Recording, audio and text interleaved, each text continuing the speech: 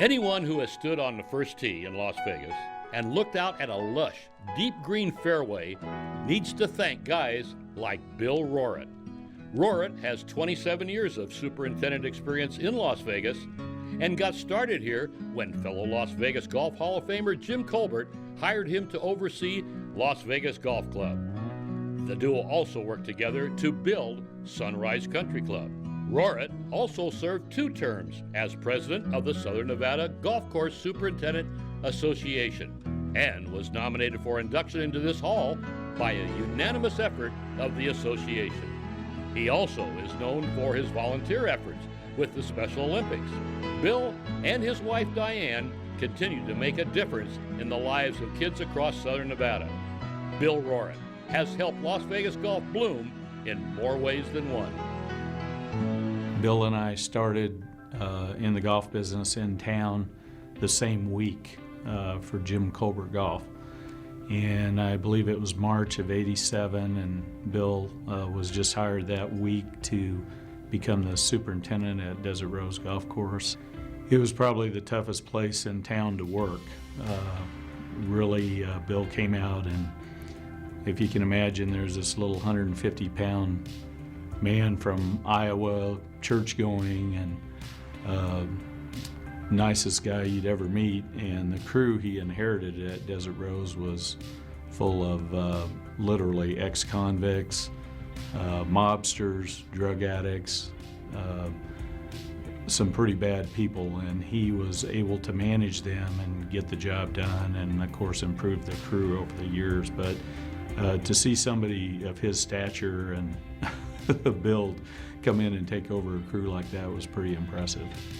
He's been a coach with Special Olympics, I believe, going on 12 years now. I started in 2009, and from the time that I met him, all he could talk about were the sports that he coached for Special Olympics, and golf was his favorite one. And the program has just grown, and the fact that he thinks about these sports year-round, even when they're not in season, just shows how much he enjoys being a coach for Special Olympics.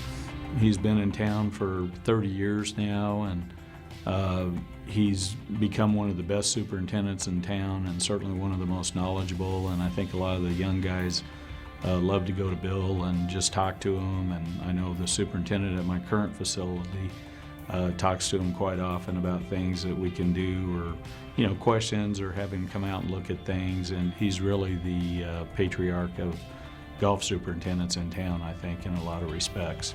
An essential part of his story should be his loyalty, his caring, and his dedication to not only Special Olympics, but to his profession of working in the golf industry, and his caring and dedication to his family. He has a very sharp sense of humor, and I think that got him through a lot of the tough situations he was in different places in town working as a superintendent. Bill could always see the big picture and put it together, but keep a sense of humor about it too. When he did work for Angel Park, I always used to love visiting him there.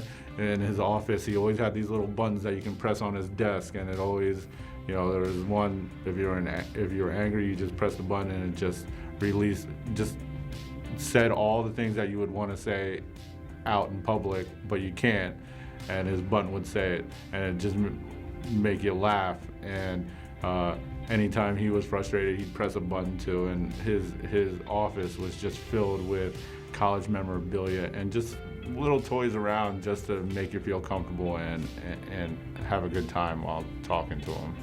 When Bill was a young superintendent at Desert Rose, that course had a lot of problems and issues, and it was during overseed time when we reseed the course with the winter rye. And our general manager came in early one morning and drove in the parking lot. The maintenance facility was right before the clubhouse down Winterwood Lane. And he pulled in, and it was still dark out in the morning, and he flashed his headlights on Bill, and here's Bill with a 2x4 beating the heck out of a dumpster saying, "You're messing with the wrong guy." And he was totally stressed out and kind of lost it there for a minute. And Bill was known to do that on occasion. He could get stressed and kind of let you have it.